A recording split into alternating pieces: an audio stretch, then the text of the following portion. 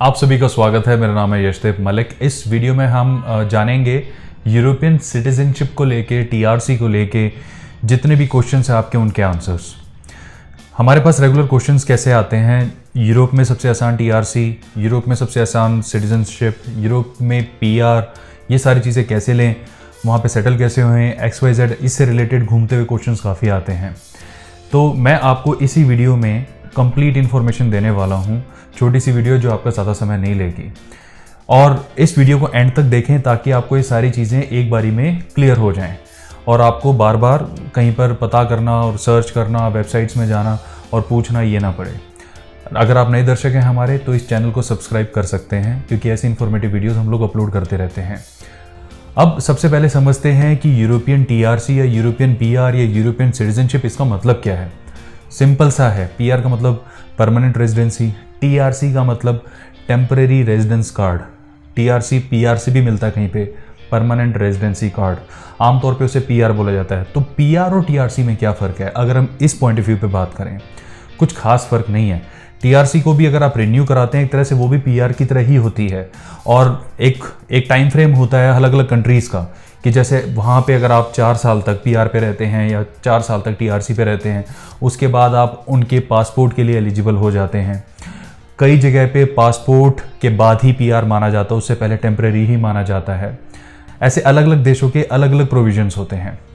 Europe में अगर लोगों को टीआरसी लेनी होती है, यूरोप में सिटीजनशिप लेनी होती है किसी भी इंडियन नेशनल को, तो उसका सबसे फास्ट तरीका तो पुर्तगाल ही देता है। पुर्तगाल यानी पोर्चुगल एक यूरोपियन कंट्री है, एक शेंगन कंट्री है, यूरोपियन यूनियन का हिस्सा है, यूरोपियन इकोनॉमिक एरिया का हिस्सा है, वहाँ पे यूरोज अच्छे से चलते हैं, एक इम्पॉर्टेंट कंट्री है, ट्रेड में भी उसका काफ़ी अच्छा कंट्रीब्यूशन है। और यूरोप में अगर किसी को सिटीजनशिप लेनी होती है तो उसका सबसे फास्ट तरीका पोर्चुगल देता है। वो क्या है, वो मैं अभी आपको एक्सप्लेन करूँगा। इसके अलावा पोर्चुगीज़ पासपोर्ट वर्ल्ड का 3rd या 4th सबसे पावरफुल पासपोर्ट है। अगर आप पोर्चुगीज़ पासपोर्ट आपको मिलता है तो दुनिया के ऑलमोस्ट सभी देश आपके लिए वीज़ा फ्री हो जाते हैं। इनफैक्ट ट्रैवलिंग के लिए ही नहीं, आप वहाँ पर जाके बिजनेसेस भी ओपन कर सकते हैं। छोटे मोटे परमिट्स ही लेने होते हैं जिससे आप डुअल सिटीजनशिप भी कैरी कर सकते हैं, जो पोर्चुगीज़ गवर्नमेंट अलाउ करती है। तो ऐसे अलग अलग फ़ायदे हैं पोर्चुगीज़ नेशनैलिटी का, पोर्चुगीज़ पासपोर्ट का।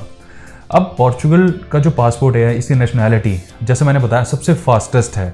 वो कैसे है, क्या होता है कि पोर्चुगल कहता है कि अगर आप 6 महीने तक मेरे देश में रहते हैं और 6 महीने में आप मुझे दिखा देते हैं कि आप एक परमानेंट जॉब को पकड़ चुके हैं, 6 महीने तक लगातार आप टैक्स दे चुके हैं, आपके पास सोशल सिक्योरिटी कोड है, आपके पास फिनांस या टैक्सेशन नंबर है, उसके बाद 6 महीने के लगातार टैक्स पे करने के बाद अगर आपका रिकॉर्ड क्लीन है, पेपर वर्क क्लीन है, तो आप टीआरसी के लिए एलिजिबल हो जाते हैं और टीआरसी के लिए बायोमेट्रिक अपॉइंटमेंट ले सकते हैं SAF के ऑफिस में। ये पोर्चुगल कहता है। तो लोग क्या करते हैं, लोग वहाँ पर जाते हैं पोर्चुगल में, 6 महीने तक काम करते हैं, काम ढूंढते हैं, टैक्स पे करते हैं। टैक्स वेरिएट करता है हल्का फुल्का, 200 से 250 यूरो के बीच में वेरिएट करता रहता है। अभी मैं आपको एग्जैक्ट बताऊंगा, थोड़े टाइम बाद वो चेंज भी हो सकता है। तो आप मोटा मोटा मान के चलें 200 से 250 यूरो पर मंथ आपको वहाँ पे टैक्स पे करना होता है अपनी सैलरी में से। अगर आप 800 यूरो की सैलरी ले रहे हैं पर मंथ, अब सैलरी की कैलकुलेशन भी मैं आपको एक्सप्लेन करूँगा। यहाँ पे काफ़ी सारी कन्फ्यूजन है लोगों को कि सैलरी, कोई कहता है बहुत ज़्यादा है, कोई कहता है बहुत कम है। मैं आपको उसको बिल्कुल छोटी सी एक्सप्लेनेशन में एकदम क्लियर कर दूंगा। तो आप वहाँ पर जब 6 महीने लगातार टैक्स पे करते हैं 200 समथिंग, जैसे मान लेते हैं 800 यूरो है, तो उसमें से आप लेस कर देते हैं समथिंग 500 समथिंग आपके पास बचते हैं, मान लीजिए 550 यूरो बचते हैं। उसमें आपका खाना पीना रहना वहना जो भी होता है वो चलता है। उसके अलावा भी अगर आप एक्स्ट्रा इनकम पार्ट टाइम में या ओवर टाइम करके अगर अर्न करते हैं और अपनी सेविंग के साथ जोड़ते हैं, तो एक रीज़नेबल अमाउंट आप अपने घर पर भेज सकते हैं। लेकिन वो तभी कर सकते हैं जब आप इतनी इनकम कमाएं। तो वहाँ पे 6 महीने तक लगातार टैक्स आप पे करेंगे, फिर आपके लॉयर आपके लिए अपॉइंटमेंट लेंगे, आप बायोमेट्रिक्स में जाएंगे, आपके लॉयर आपको एक्कम्पनी करेंगे, आप फिंगरप्रिंट वगैरह वहाँ पर देंगे, अपनी फाइल डिपॉजिट कराएंगे। उसके 2 से 3 महीने के अंदर टीआरसी कार्ड आपको मिल जाता है। टीआरसी कार्ड मिलने के बड़े फ़ायदे होते हैं, यानी कहने का मतलब है कि शुरू के 6 महीने और बाद के 2 या 3 महीने, यानी 8 से 9 महीने के अंदर टीआरसी कार्ड मिलने के बाद आपको यूरोप का दोबारा वीज़ा लेना ही नहीं पड़ता। यानी आप कभी भी इंडिया आएँ और कभी भी यूरोप जाएँ। तो इसका सबसे पहला तो ये प्रोविज़न होता है। आपका साल का मैक्सिमम टाइम यानी 50% से ज़्यादा यूरोप में स्पेंड होना चाहिए, अदरवाइज़ फिर टीआरसी के रिन्यूअल में आपको प्रॉब्लम आएगी। ये 2 साल की वैलिडिटी के साथ आता है। तो पर ईयर आपका 6 महीने यूरोप में बीतना चाहिए। 6 महीने से थोड़ा सा ज़्यादा ही रखिएगा ताकि आपकी कोई प्रॉब्लम ना आए आपको टीआरसी रिन्यूअल कराने में। तो वहाँ पर आपके पास जॉब होनी चाहिए, कुछ ना कुछ सोर्स ऑफ इनकम होना चाहिए। और अगर आपके पास आपको लगता है कि आपको फिक्स जॉब की ज़रूरत नहीं है, आपका ऑनलाइन ज़्यादा अच्छा काम है, आपको बस ये लगता है कि बस मुझे तो जगह चाहिए, इंटरनेट कनेक्शन चाहिए, उस केस में तो पोर्चुगल बहुत ही अच्छा रहेगा आपके लिए। वहाँ पे सिर्फ उनकी गवर्नमेंट को टैक्स से मतलब है। आप जहाँ पर भी ऑनलाइन काम कर रहे हैं कंप्यूटर से या जिस भी कंपनी के लिए काम कर रहे हैं वो पोर्चुगीज़ होनी चाहिए, इसका आपको ध्यान रखना होगा, तभी आपका टैक्स एक लीगल तरीके से माना जाएगा। ये सारी चीज़ें आपको आपके लॉयर भी बता सकते हैं, या फिर हमारी जो पोर्चुगल यूनिट है वहाँ से भी आप ये सारी सर्विसेज अवेल कर सकते हैं। तो कहने का मतलब ये है कि 6 महीने के टैक्स के बाद आप एलिजिबल हो जाते हैं, आपके पास टीआरसी आ जाती है और दोबारा फिर आपको वीज़ा नहीं लेना पड़ता 2 साल तक। फिर आप रिन्यूअल कराते हैं, फिर सेकंड रिन्यूअल आपका आता है 2 साल के बाद, यानी 4 साल के बाद। उसके बाद आप पासपोर्ट के लिए भी एलिजिबल हो सकते हैं। कहने का मतलब है कि टीआरसी के 5 साल के अंदर आपका पासपोर्ट भी आ सकता है।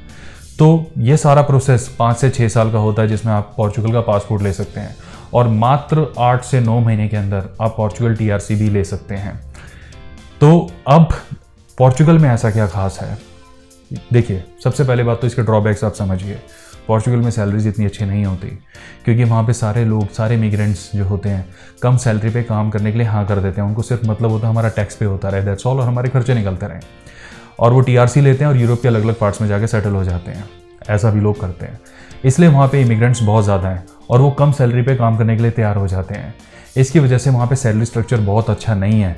ये स्ट्रगल होती है पहले साल की, जब तक टीआरसी नहीं बनता। टीआरसी बनने के बाद आपके पास ऑप्शंस बहुत सारे ओपन हो जाते हैं, अच्छी सैलरीज भी मिलनी शुरू हो सकती हैं, आप पार्ट टाइम जॉब भी कर सकते हैं, ओवर टाइम के भी आपको एक्स्ट्रा पैसे मिलने शुरू हो जाते हैं और अच्छा आवरली पे आपको मिलता है। अब 1 साल के बाद, जैसे पोर्चुगल में आप 8-9 महीने में लेते हैं और मूव कर जाते हैं बाहर। अगर मैं जर्मनी की बात करूं, स्विट्ज़रलैंड की बात करूं, फ्रांस की बात करूं, तो वहाँ पे कहीं पर 2 साल है, कहीं पर 4 साल है, कहीं पर उससे भी ज़्यादा। यानी उतना टैक्स पे करने के बाद आपको उनकी टीआरसी या पीआरसी मिलती है, इतना टैक्स पे करने के बाद। तो कहने का मतलब ये है कि जहाँ पर 4 साल लग रहे हैं वहाँ पुर्तगाल सिर्फ 8-9 महीने में आपको एक यूरोपियन टीआरसी दे देता है, जिससे आपको दोबारा यूरोप नहीं जाना पड़ता। सिंपल सा यही है इसका कैलकुलेशन। अब वहाँ पे सैलरी स्ट्रक्चर आमतौर पे लोगों को लगता है कि लाखों रुपए बरसते हैं, ऐसा नहीं है। देखिए, आपको सबसे पहले क्लियर चीज़ें पता होनी चाहिए, आपको थोड़ा सा प्रैक्टिकल होकर सोचना पड़ेगा। आप जब पोर्चुगल में मूव करते हैं वहाँ पे आवरली पे आपको 3.5 से 3.74 यूरो के आसपास आवरली पे मिलता है 1 घंटे का। 3.74 यूरो, 3.5 यूरो, 4 यूरो तक भी मिल जाता है। अब वो डिपेंड करता है आप महीने में कितने घंटे काम करते हैं। सिंपल सी बात, अगर आपने महीने में जो है 200 घंटे काम कर लिया 1 महीने में, तो आप 800 यूरो अर्न कर सकते हैं 4 यूरो की कैलकुलेशन से। अगर 3.5 यूरो की कैलकुलेशन से करेंगे तो वो 700 समथिंग बनेंगे। डिपेंड करता है कि आप कितने घंटे वहाँ पे काम करते हैं, कितना ओवर टाइम करते हैं, आपको काम कितना मिलता है। जनरली हमारे इंडिया में क्या होता है, एक फिक्स सैलरी होती है, किसी को हायर किया, उसे 20,000 दे दिया, जी आपको 20,000 है। अब वो 20,000 में कभी कभी लेट भी आता है, कभी कभी जल्दी भी जाता है, कभी कभी छुट्टी भी कर लेता है, तो वो सारा ठीक है, ओके चलता है। लेकिन यूरोप में ऐसा नहीं होता। यूरोप में चाहे आप छुट्टी वाले दिन आए, चाहे आप वर्किंग वाले डे आए, वो आपको आवरली ही पे देंगे। 1 महीने में जितने घंटे हुए हैं मल्टीप्लाई बाय 4 यूरो या 3.5 यूरो या 5 यूरो, जो भी आपकी जॉब लगी है उसके हिसाब से ही आपको सैलरी मिलती है। लोग वहाँ पे वीकेंड्स ऑफ लेते हैं क्योंकि वहाँ पे सैलरी ठीक है। वहाँ पे आप महीने में अगर सैटरडे संडे ऑफ भी लेते हैं और आप 4 यूरो पर आवर की जॉब आपको मिल भी जाती है, उस हिसाब से भी आप वहाँ पे ईजिली 800-900 यूरो अपने 1 महीने में बना सकते हैं। सैटरडे संडे ऑफ लेने के बावजूद भी आप इतना वहाँ पे कर सकते हैं। अब वो डिपेंड करता है कि आवरली पे आपको क्या मिलता है। ये सारी चीज़ें मैं आपको इसलिए एक्सप्लेन कर रहा हूँ क्योंकि पिछले काफ़ी टाइम से बहुत सारे लोगों ने पोर्चुगल या यूरोप माइग्रेट करने के लिए बहुत स्ट्रॉन्ग इंटरेस्ट दिखाया है। तो ये चीज़ें आपको पता होनी चाहिए इससे पहले आप वहाँ पर माइग्रेट होएं। हाँ, एक बार आपको वहाँ पे देखिए, जैसे मैं बता रहा हूँ, शुरू का थोड़े महीनों का तो स्ट्रगल होता ही है, क्योंकि शुरू में क्या होता है कि आपकी इनकम इतनी होती है कि आप खुद को सपोर्ट कर सकते हैं, अपने खर्चे आराम से निकाल सकते हैं, टैक्सेस निकाल सकते हैं, हल्का फुल्का अपना एंजॉयमेंट के लिए भी सेव कर सकते हैं। लेकिन आप अगर ये सोच रहे हैं कि मैं शुरू में ही लाखों रुपए घर भेज कर उनको सपोर्ट कर दूँ, ऐसा नहीं होगा। वो टीआरसी तक तो कम से कम पॉसिबल नहीं होगा। टीआरसी के बाद तो फिर ऑप्शंस बहुत ओपन हो जाते हैं, यानी 8-9 महीने की स्ट्रगल मान के चलें, फिर उसके बाद आपके लिए बहुत सारे ऑप्शंस ओपन हो जाते हैं और आप पोर्चुगल से बाहर भी जा सकते हैं। वो डिपेंड करता है। देखिए सिंपल सी बात है, जिस भी कंट्री की आप सिटीजनशिप लेना चाहते हैं, जिस भी कंट्री की आप टीआरसी या पीआर लेना चाहते हैं, उस कंट्री को आपसे टैक्स चाहिए होगा। यूरोप नहीं, पूरी दुनिया में ये रूल है। आप जहां टैक्स भरेंगे वहीं की ही सिटीजनशिप अप्लाई कर सकते हैं। बॉटम लाइन यही है, एक लाइन में अगर इसका मतलब समझाऊं तो। अब ये सारी चीज़ें मुझे पूरी उम्मीद है आपको एकदम से क्लियर हो गई होंगी। उसके अलावा भी अगर आपके कोई क्वेश्चन कंसर्न्स हैं, आप उसे मेंशन कर सकते हैं कमेंट बॉक्स में। नई इन्फॉर्मेशन के साथ उनके भी आंसर्स हम लोग अपलोड कर देंगे। अपना समय देने के लिए धन्यवाद। आपका दिन शुभ रहे।